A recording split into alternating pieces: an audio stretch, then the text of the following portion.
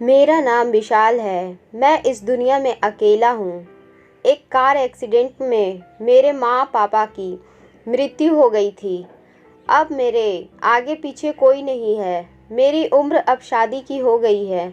मेरे माँ पापा ने के ना होने के कारण मेरी शादी नहीं हो रही थी, पर मैं अकेले घर में बहुत बोर होता था।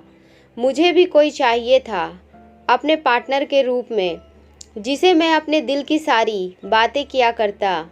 एक दिन फेसबुक पर मुझे एक लड़की का फ्रेंड रिक्वेस्ट आया और मैंने उसे एक्सेप्ट कर लिया। धीरे धीरे हमारी बात होने लगी। यह बात कब प्यार में बदल गई पता ही नहीं चला। मैंने उससे मिलने का फैसला किया और वह भी तैयार हो गई मुझसे मिलने के लिए। जब मैं उसे मिलने गया और जब वह मेरे आंखों के सामने आई तो मैं बस देखता ही रह गया उसे, क्योंकि वह देखने में बहुत सुंदर थी। ऐसा लग रहा था बस उसे देखता ही रहूं। मैं उसे वही प्रपोज कर दिया और उससे शादी के लिए पूछा। वह शादी के लिए तैयार हो गई, क्योंकि वह भी मुझसे बहुत प्यार करती थी। मैंने उससे उसके घर वालों के बारे में पूछा। उसने बताया कि उसके घर में उसके एक बड़े भैया हैं। मुझे उनसे ही शादी के लिए बात करनी होगी। फिर हम दोनों ने एक दूसरे के पसंद नापसंद के बारे में जाना। मैंने कहा ठीक है, अपने घर का एड्रेस मुझे दे दो, मैं जल्द ही तुम्हारा हाथ मांगने आऊँगा तुम्हारे घर। उसने अपने घर का एड्रेस मुझे दिया। कुछ समय साथ बिताने के बाद हम लोग अपने अपने घर आ गए। मैं उसकी खूबसूरती में इतना खो गया कि आप लोगों को उसका नाम बताना ही भूल गया। दरअसल उसका नाम रीना है। कितना प्यारा नाम है ना, बिल्कुल उसकी तरह। मैं बिना देरी किए उसके घर शादी की बात करने के लिए पहुंचा। उसके भैया ने मुझसे बहुत पूछताछ की। मैं क्या करता हूँ, कहाँ तक पढ़ा लिखा हूँ, मेरे आगे पीछे कौन है। मैंने उन्हें सब कुछ बता दिया और यह भी बता दिया कि मैं इस दुनिया में अकेला हूँ, मेरे आगे पीछे कोई नहीं है। यह सुनकर शादी से पीछे हट रहे थे। मैंने उनसे बहुत रिक्वेस्ट की कि मैं उनकी बहन से बहुत प्यार करता हूँ, उसके बिना मैं नहीं रह सकता। मैं आपको वादा करता हूँ कि कभी भी उसको मेरे साथ कोई तकलीफ़ नहीं होगी। मुझसे जितना बन पाएगा मैं वह सारी खुशियाँ उसे दूंगा। पर फिर भी वह शादी के लिए तैयार नहीं हो रहे थे। फिर रीना सामने आई और उसने अपने भैया को मनाया। रीना अपने भैया को बोली, भैया मैं जानती हूँ बचपन से आपने ही मुझे पाला है, आपको मेरी बहुत फिक्र है और मैं यह भी जानती हूँ कि इस दुनिया में आपसे ज़्यादा कोई भी मुझे प्यार नहीं कर सकता। मैं भी आपसे बहुत प्यार करती हूँ और मैं विशाल से बहुत प्यार करती हूँ और उसी को अपना लाइफ पार्टनर बनाना चाहती हूँ। मैं जानती हूँ विशाल मुझे बहुत खुश रखेगा। रीना के काफ़ी मनाने पर रीना के भैया शादी के लिए तैयार हो जाते हैं, पर वह एक शर्त रखते हैं कि शादी के बाद वह मेरे घर रीना के साथ ही कुछ दिन रहेंगे और देखेंगे कि रीना इस घर में खुश है या नहीं। मैंने उनकी यह शर्त मान ली। हमने बहुत ही साधारण तरीक़ों से मंदिर में जाकर शादी कर ली। रीना और उसके भैया को लेकर मैं अपने घर आया। मेरे घर में ऐसा कोई भी नहीं था जो नई नवेली दुल्हन का गृह प्रवेश करवाए। यह रस्म भी मैंने ही किया। मुझे पता नहीं था कि यह रस्म कैसे करते हैं, पर आजकल के ज़माने में फ़ोन में सब कुछ बता देता है। जैसे जैसे फ़ोन में बताया मैंने वैसे वैसे रीमा का गृह प्रवेश करवाया। उसके भैया यह सब देखकर बहुत खुश हुए। फिर मैंने अपने हाथों से चाय बनाकर लाया। रीना और उसके भैया को चाय बहुत पसंद आई। उन्होंने मेरी बहुत तारीफ़ की। रात का खाना मैं बाहर से ही मंगवाया था। रात का खाना खाकर मैं रीना के भैया को उनके रूम में छोड़ने के लिए चला गया और रीना को डाइनिंग टेबल पर ही मेरा इंतज़ार करे ऐसा बोला। मैं भैया को उनके रूम में छोड़कर आया। रीना डाइनिंग टेबल पर बैठे बैठे सो गई थी। शायद वह भी थक गई थी। मैंने उसे गोद में उठाया और अपने रूम में लेकर जाकर सुला दिया। मैं उससे बात करना चाहता था, उसके साथ समय बिताना चाहता था, पर वह सो गई थी। इसीलिए मैंने उसे परेशान नहीं किया और उसे सोने दिया। कुछ समय के बाद मुझे भी नींद आ गई। सुबह जब मेरी आँख खुली तो रीना मेरे पास नहीं थी। मैं घबरा गया और अपने कमरे से बाहर निकला, रीना को पुकारते हुए। रीना किचन में खाना बना रही थी। मैं उसके पास गया। लाल साड़ी में तो बहुत ही सुंदर दिख रही थी। मैंने पीछे से उसे पकड़ लिया। रीना ने धीरे से कहा, यह हमारा बेडरूम नहीं किचन है, छोड़िए मुझे, भैया आ जाएंगे। इतने में ही भैया भी रीना को आवाज़ लगाने लगे। रीना दौड़ी दौड़ी भैया के पास आ गई और मैं अपने कमरे में चला गया। थोड़ी देर बाद मैं फ्रेश होकर अपने कमरे से बाहर आया। आज डाइनिंग टेबल पर रीना के हाथों के बने पकवानों का थाल सजा था। मैंने कहा, आज ज़िंदगी में पहली बार इतने सारे घर के बने पकवान देख रहा हूँ। रीना ने हंसते हुए कहा, मैं आ गई हूँ ना, अब रोज़ ही देखने को मिलेगा। चलो अब खा कर बताओ कैसा बनाया है। जब मैं उसके हाथों के बने खाना खाया तो मैं उसके खाने का दीवाना हो गया, क्योंकि खाना बहुत ही स्वादिष्ट था। मैंने आज तक ऐसा खाना कभी नहीं खाया था। मैंने उसके खाने की बहुत तारीफ़ की और वह खुश हो गई। मैंने कहा, तुम्हारी पहली रसोई का तोहफ़ा उधार रहा मेरे ऊपर। मैं वह जल्द ही तुम्हें लाकर दूंगा। अगर तुम पहले बताई होती कि आज तुम मुझे इतना स्वादिष्ट खाना खिलाओगी तो मैं वह तोहफ़ा पहले ही अपने पास लाकर रखता और आज ही तुम्हें देता। रीना ने कहा, कोई जल्दबाजी नहीं है, आराम से दे देना। फिर मैं अपने कमरे में काम पर चला गया। मैं एक छोटे से होटल में मैनेजर के पोस्ट पर था। शाम को जब मैं घर आया तो देखा पड़ोस की आंटी आई हुई थी रीना से मिलने के लिए, और रीना सबके लिए चाय नाश्ता बनाई थी। सभी आंटियां बहुत तारीफ़ कर रही थी और उसके चाय नाश्ते का भी। एक आंटी मुझे चिढ़ाते हुए बोली, लोगों को तो सालों लग जाता है ऐसी ढूंढने में, और तू इसे कहाँ से उठा लाया, ज़रा हमें भी बता दे। मैं हंसते हुए अपने कमरे में चला गया। आंटी काफ़ी देर तक बैठी रही, उसके बाद वह भी चली गई। रीना भी उठी और सीधे किचन में जाकर रात का खाना बनाने लगी। मैं भी उसके पास गया, सोचा कि उसकी मदद कर दूं। अकेले कितना काम करेगी, पर उसने मुझे किचन से भगा दिया और कहा कि जब तक मैं यहाँ हूँ आपको किचन में आने की कोई ज़रूरत नहीं है, मैं किचन संभाल लूँगी। मैंने कहा, तब तक मैं क्या करूं, अकेले बोर हो रहा हूं। तो उसने कहा, टीवी देख लीजिए या फिर भैया के पास जाकर उनसे थोड़ा बात कर लीजिए, उनका भी टाइम पास हो जाएगा और आपका भी। मैंने कहा, ठीक है, और मैं उसके भैया के पास जाकर उनसे बात करने लगा। और इधर रीना खाना बनाकर डाइनिंग टेबल पर रखकर हमें खाने के लिए आवाज़ दी। हम खाना खाने के लिए डाइनिंग टेबल पर आए। रीना ने रात के खाने में हल्का ही खाना बनाया था। बोली, रात को हल्का खाना खाकर सोते हैं, इससे हमारी पाचन शक्ति सही रहती है।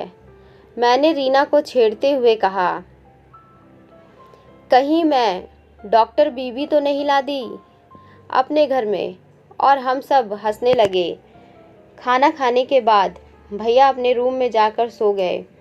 मैंने रीना से कहा, चलो अब हम भी जाकर सोते हैं। रीना ने कहा, आप चलिए, मैं थोड़ा किचन का काम निपटा कर आती हूँ। मैंने कहा, अब कल काम कर लेना, अभी चलो सोने। उसने कहा, नहीं, कल आपको जॉब पर जाना है। अगर आज ही थोड़ा काम निपटा दूँगी तो कल मुझे ही आराम मिलेगा। मैंने कहा, ठीक है। मैं अपने रूम में आया और रीना का इंतज़ार करते करते पता नहीं कब मैं सो गया। सुबह उठा तो देखा रीना किचन के काम करने में लगी हुई है। हमारा दिन ऐसे ही गुजर रहा था। एक बात मुझे अब बहुत अजीब लग रही थी। हमारी शादी को लगभग 2 हफ्ता होने वाला था। पर आज तक हम दोनों ने अकेले एक दूसरे के साथ कभी भी समय नहीं बिताया। हमेशा कभी कोई ना कोई बहाना बनाकर मुझसे दूर ही रहती। एक दिन जब शाम को मैं घर आया तो घर के अंदर से रीना और उसके भैया की आवाज़ बाहर तक सुनाई दे रही थी। रीना के भैया बोल रहे थे, तुम पागल हो गई हो, यह सब क्या कर रही हो? हमारे पास इतना समय नहीं है। तुम भूल रही हो कि हमारा क्या काम है। अपना काम करो और जल्दी से यहाँ से भागो। अगर कहीं विशाल को हम पर शक हो गया तो वह हमें पुलिस को सौंप देगा। पर रीना बोल रही थी, नहीं, मैं अब विशाल को धोखा नहीं दे सकती। मैं उससे सच में प्यार करने लगी हूँ। पर बार बार उसके भैया उसे डांट रहे थे। वह बोल रहे थे, अगर हमारा सच विशाल के सामने आ गया तो वह हमें कहीं का भी नहीं छोड़ेगा। मैं बाहर खड़ा होकर सोचने लगा कि उसके भैया किस सच की बात कर रहे हैं। क्या है उनका सच? मैं समझ गया था कि मेरे साथ कुछ गलत हो रहा है। मुझे अब हिम्मत से काम लेना होगा। हर काम सोच समझकर करना होगा। मैंने दरवाज़ा खटखटाया। दरवाज़ा रीना ने ही खोला। मैं ऐसे एक्टिंग कर रहा था जैसे मैंने कुछ सुना ही ना हो, जैसे रोज़ रहता हूँ। मैं बिल्कुल वैसा ही था ताकि किसी को मुझ पर शक ना हो। और हुआ भी ऐसा ही। किसी को भी मेरे पर बिल्कुल भी शक नहीं हुआ। मैंने सोच लिया था कि आज मुझे क्या करना है। हम सब रात का खाना साथ में खाएं। उसके बाद भैया सोने चले गए। रीना बोली, आप चलिए, मैं किचन का थोड़ा काम निपटा कर आती हूँ। मैंने कहा, ठीक है। मैं अपने कमरे में चला गया और सोने की एक्टिंग करने लगा। कुछ देर बाद रीना कमरे में आई और देखी कि मैं सो गया हूँ तो वह भी मेरे बगल में आकर सो गई। वह मुझे बहुत प्यार से देख रही थी। तब तक मैं रीना को बहुत ज़ोर से पकड़ लिया और कहा, रोज़ रोज़ बच जाती हो, आज कहाँ भागोगी? वह घबरा गई और बोली, आप सोए नहीं अभी तक? मैंने कहा, नहीं, क्यों, मुझे सो जाना चाहिए था। उसने हिचकिचाते हुए कहा, नहीं, ऐसे ही पूछ रही थी। तब तक उसके भैया रीना को आवाज़ लगाने लगे। रीना और मैं भागकर उनके पास गए। वह अपने कमरे के बाथरूम में गिरे हुए थे और उन्हें काफ़ी चोट भी आई हुई थी। शायद उनका पैर फ्रैक्चर हो गया था। रात बहुत हो गई थी, इसीलिए हम डॉक्टर को भी नहीं बुला सके। रीना गर्म तेल से उनके पैरों की मालिश की। भैया मुझे बोले, तुम जाओ सोने के लिए। रीना मेरा मालिश करेगी तो मुझे आराम मिलेगा और मैं सो जाऊंगा। फिर रीना भी सो जाएगी। मैंने कहा, ठीक है, और मैं अपने कमरे में आ गया। मुझे जहाँ तक लग रहा था कि शायद भैया नाटक कर रहे थे। मुझे ऐसा लग रहा था कि जैसे वह नहीं चाहते कि रीना मेरे पास आए। छुपकर उन लोगों की बात सुननी चाहिए। रीना के भैया रीना को डांट रहे थे। रीना से पूछताछ कर रहे थे कि क्यों आज उसने नींद की दवा मेरे खाने में मिलाकर नहीं दी। यह बात सुनकर मैं चौंक गया था। अब मुझे पता चला क्यों मैं रोज़ सो जाता हूँ जल्दी, क्योंकि मुझे नींद की दवा खिलाई जाती थी। रीमा ने कहा, दवाई आज ख़त्म हो गई थी। मुझे याद नहीं आया कि मैं दिन में आपको बताऊं। भैया गुस्से से बोले, ये भी कोई भूलने वाली बात है? मैं देख रहा हूँ कि तुम अब अपने मिशन से हट रही हो। रीना ने कहा, भैया मैं विशाल से प्यार करने लगी हूँ और उसके साथ रहना चाहती हूँ। क्या हम उसके लिए अपना मिशन नहीं छोड़ सकते? अब बंद करते हैं अपना यह सब काम और एक अच्छी ज़िंदगी जीते हैं। भैया ने कहा, तुम्हारा दिमाग ख़राब हो गया है? प्यार व्यार कुछ नहीं होता, ये सब एक बकवास है और कुछ नहीं। कुछ देर बाद रीना मेरे कमरे में आई। मैं ऐसे देख रहा था जैसे मैं सो गया हूँ, पर मैं जागा हुआ था। मेरी पूरी रात मेरे दिमाग में बस आज की बातें घूम रही थी। कल के लिए मैंने एक प्लान बनाया। सुबह उठते ही मैंने रीना को कहा, रीना, आज हमारी कंपनी में एक छोटी सी पार्टी है। इस पार्टी में सब अपनी अपनी पत्नी के साथ आएंगे। क्या तुम भी चलोगी मेरे साथ? पहले तो उसने मना कर दिया, पर मेरे काफ़ी जिद करने के बाद वह तैयार हो गई। मैं उसे अपनी कंपनी के बजाय उसे एक पार्क में ले गया।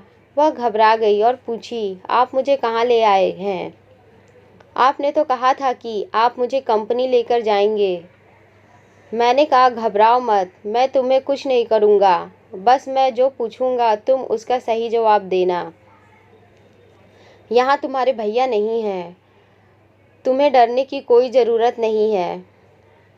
बस मुझे तुम्हारे साथ की ज़रूरत है और मुझे यकीन है कि तुम मेरा साथ ज़रूर दोगी। उसने हिचकिचाते हुए कहा, पूछिए, क्या पूछना है? मैंने कहा, मेरे घर में आने का क्या मकसद है तुम्हारा? वह बिल्कुल चुप खड़ी। मैंने कहा, तुम चुपचाप मत रहो, मुझे जवाब चाहिए, और वह भी सही सही।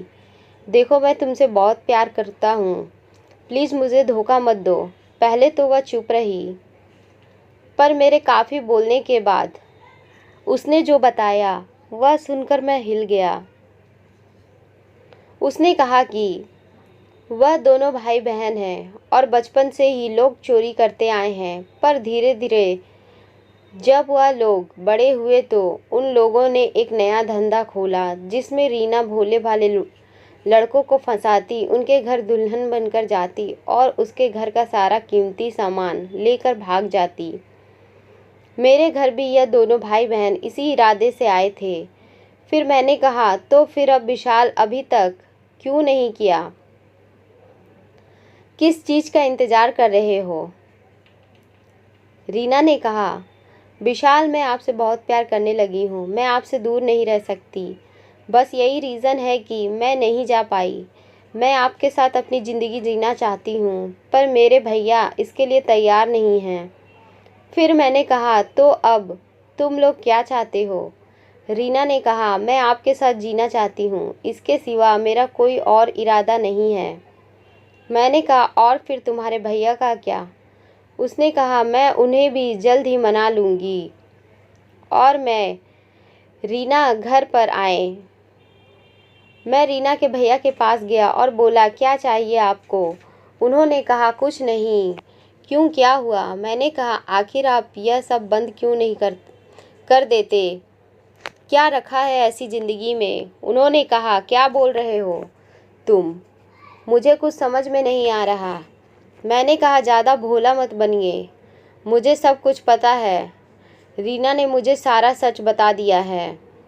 रीना मुझसे बहुत प्यार करती है और वह मेरे साथ रहना चाहती है।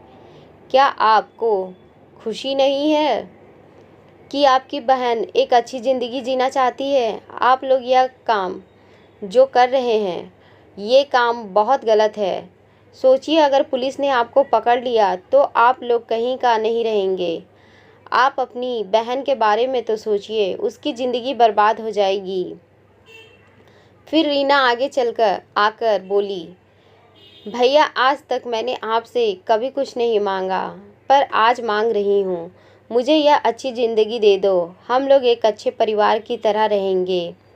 प्लीज़ भैया, समझो बात को। चोरी चकारी में कुछ नहीं रखा। हर दिन हम लोग डर डर के जीते हैं, पर यह ज़िंदगी बहुत अच्छी है जहाँ हम लोग खुलकर जिएंगे। काफ़ी बोलने पर उसके भैया तैयार हो जाते हैं और फिर हम लोग एक परिवार की तरह बहुत प्यार से रहते हैं। सच में दोस्तों, प्यार में बहुत ताकत होती है। तो कहानी पसंद आई हो तो वीडियो को लाइक करें, चैनल को सब्सक्राइब करें और शेयर करना ना भूलें। कहानी सुनने के लिए बहुत धन्यवाद।